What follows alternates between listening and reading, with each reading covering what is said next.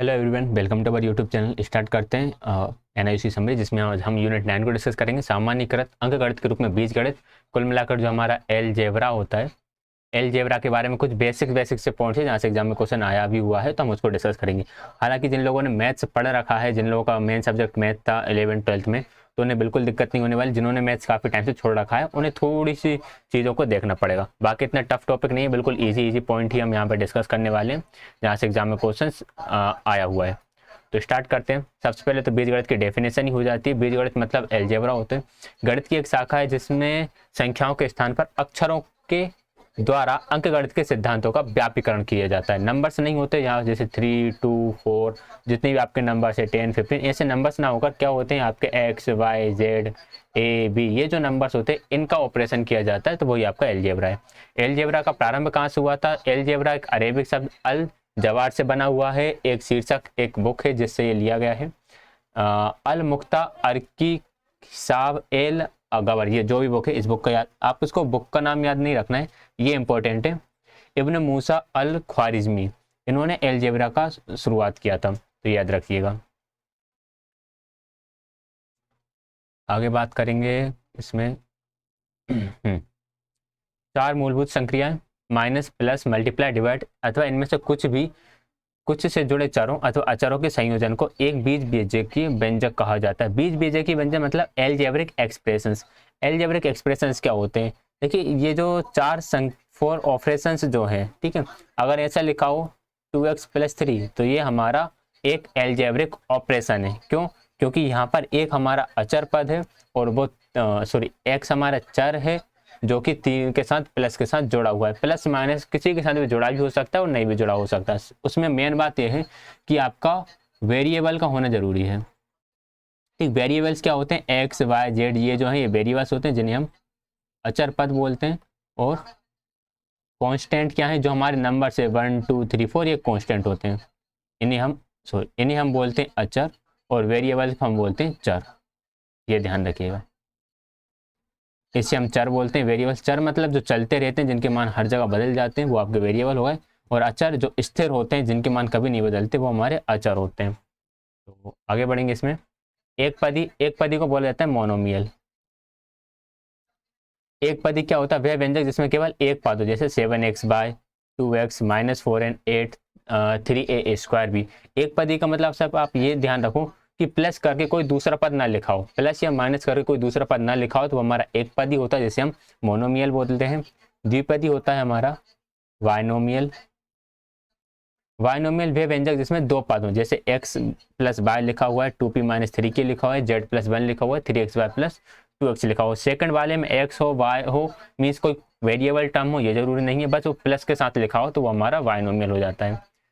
त्रिपदी होता है हमारा ट्राइनोमियल। ट्राइनोमियल में कितने पद रहेंगे? इसमें 3 पद रहेंगे, तो 2a-5b+3x+y-3p, इस तरह से। बहुपद होता है हमारा पोलिनोमियल। पॉलिनोमियल हर एक पदी हो, द्विपदी हो, त्रिपदी हो, कोई भी हो, उससे बहुपद हम कह सकते हैं। तो बाकी आपके जितने भी हैं, जिसमें एक पद भी हो सकता है, दो भी हो सकते हैं, तीन भी हो सकते हैं, और 3 से ज़्यादा भी हो सकते हैं। उसी तरह से भी हो सकता है 2x³ + 4x + 5y-7 + 8z, इस तरह से कोई भी टर्म हो सकता है, वो हमारा पॉलिनोमियल हो गया। तो पॉलिनोमियल के अंदर हमारे एक पदी, द्विपदी, त्रिपदी सारे ही आ जाते हैं। एक पदी, द्विपदी, त्रिपदी सभी ही बहुपद हैं, यानी सभी ही हमारे पॉलिनोमियल हैं। ठीक, एक प्रतीक जिसका कोई निश्चित मान नहीं होता है, किंतु आवश्यकता अनुसार उसे कोई संख्यात्मक मान दे दिया जाता है, को चर कहते हैं, यानी कि वेरिएबल्स कहते हैं, जिसका निश्चित तो कोई मान नहीं होता। जैसे x का मान बात करूं, किसी क्वेश्चन में x का मान 4 आ जाएगा, किसी क्वेश्चन में 7 आ जाएगा, किसी क्वेश्चन में 2/3 आ जाएगा, तो इसका मान निश्चित नहीं है। निश्चित संख्या रखने वाला अचर कहलाता है, यानी कि कांस्टेंट कहलाता है, जिसका मान निश्चित होता है 5। किसी हर क्वेश्चन में 5 की वैल्यू सेम ही रहेगी। आगे बढ़ेंगे। किसी व्यंजक के विभिन्न भागों जिन्हें एक दूसरे से प्लस माइनस के द्वारा अलग किया जाता है, व्यंजक के पद कहलाते हैं। जैसे अगर आपके पास एक व्यंजक लिखा हो इस तरह से 2x + 3y - 4z, प्लस के द्वारा और माइनस के द्वारा इनको डिफ्रेंशिएट करा है, तो ये क्या हो गया? ये पहला पद हो गया, ये दूसरा पद हो गया, और ये तीसरा पद हो गया। तो प्लस माइनस के द्वारा जब पदों को अलग अलग किया जाता है, तो उन्हें पद बोला जाता है, टर्म्स बोलते हैं उन्हें। एक अचर गुणनखंड को एक राशि का गुणनखंड कहा जाता है, एक अचर गुणनखंड को एक शाब्दिकीय बीजगणितीय गुणनखंड कहा जाता है। देखो यहाँ पर ये बोलना चाह रहे हैं, अगर ऐसा लिखा हो आपके पास 2xy, अगर मैं यहाँ पर आपसे बोलूँ कि एक्स वाई का फैक्टर क्या है, तो एक्स वाई का फैक्टर क्या है, 2 है। ये तीनों ही आपस में एक दूसरे के फैक्टर हैं, और जो 2 है ना, इसी 2 को बोला जाता है कोफिशिएंट। कोफिशिएंट यानी कि गुणांक बोला जाता है इसी को। जो भी अचर पद के साथ लिखा होता है वो कोफिशिएंट होता है। और ये जो तीनों लिखे हुए हैं 2xy, ये आपस में गुणनखंड है। अगर मैं बात करूं 2xy के गुणनखंड क्या होंगे, तो 2xy के 3 गुणनखंड है, एक 2 है, x है और एक y है, ठीक। और जो ओनली कांस्टेंट टर्म लिखा हुआ है वो कोफिशिएंट है, यानी कि वो गुणांक है।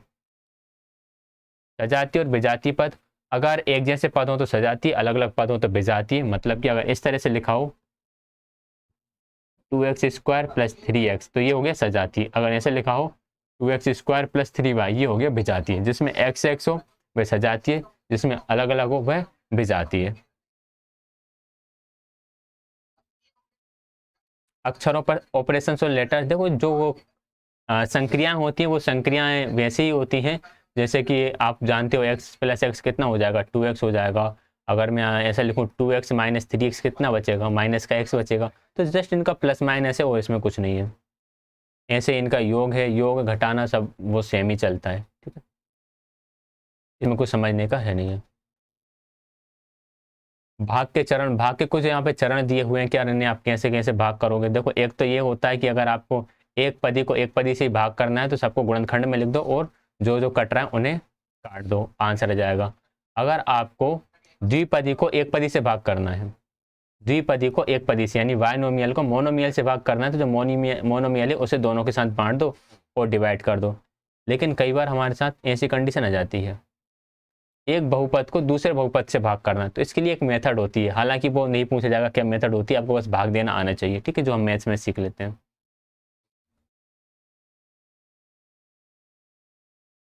कोई रेखिक, अच्छा रेखिक समीकरण क्या होते हैं? रेखिक समीकरण वह होता है जिसकी घात एक होती है। जैसे अगर एक समीकरण में पास ऐसा लिखा हुआ है 2x + 3 = 0, इसकी घात क्या है? इसकी घात एक है। घात का पता कैसे चलेगा? जो भी अचर राशि है, अचर राशि की जो अधिकतम घात होती है वही बहुपद की घात होती है। जैसे अगर मैं एक पद लिख दूं यहाँ पर 3x² + 4y, इसकी घात कितनी है? इसकी घात 2 है, क्योंकि मैक्सिमम पावर कितनी है यहाँ पर 2 है। इसकी घात कितनी होगी? 1, क्योंकि जो वेरिएबल है उसकी मैक्सिमम पावर कितनी है? 1 है, ठीक। तो अगर मैक्सिमम पावर 1 होती है तो उसे हम रेखिक समीकरण बोलते हैं, लीनियर इक्वेशन। रेखिक समीकरण को बोला जाता है लीनियर इक्वेशन, ठीक। अज्ञात राशि का वह मान जिससे समीकरण का एक कथन सत्य बन जाता है, समीकरण का मूल अथवा हल या मूल कहलाता है। जैसे हमारे पास एक वही क्वेश्चन लिखा हुआ है 2x + 4 = 0। अब मैं x की प्लेस पर ऐसा कौन सा वैल्यू रखूं जिससे इक्वेशन सेटिस्फाई हो जाए? इक्वेशन सेटिस्फाई होने का मतलब है कि आंसर 0 आ जाए। तो मैं x की जगह क्या रख दूंगा? x की जगह -2 रख दूंगा। तो 2 - 2 + 4 सोल्व करूंगा तो -4 + का 4 क्या आ गया? 0 आ गया। तो ये जो -2 है, इस -2 को ही मैं क्या बोलता हूँ? इसे मैं बोलता हूँ सॉल्यूशन ऑफ द इक्वेशन और root of the equation. Root भी बोल सकता हूँ और सॉल्यूशन भी बोल सकता हूँ, यानी हल भी बोल सकता हूँ और इसे मूल भी बोल सकता हूँ।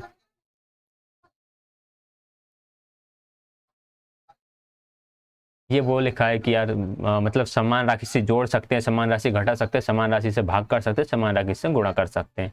तो कर ही सकते हो, ऑब्वियस है। मैथ्स में ये रूल चलता ही है।